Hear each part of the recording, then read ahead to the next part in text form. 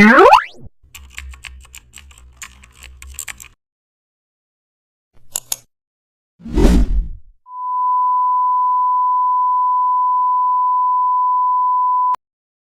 back to the channel. Don't forget to like, share and subscribe for more updates. Today we are exploring an amazing topic of Photoshop, how to create cinematic poster text with strong depth. Open Photoshop and click new file. Set canvas size 2000 by 2500, then press OK. Select the type tool from the toolbar. Click once in the center and type your main poster title. From the top bar, choose a bold cinematic font. Press Ctrl plus T and scale the text big. Now go to the layer panel and double click the text layer. First turn on gradient overlay. Click the gradient bar and select dark to light colors.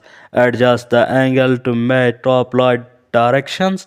Now turn on inner shadow,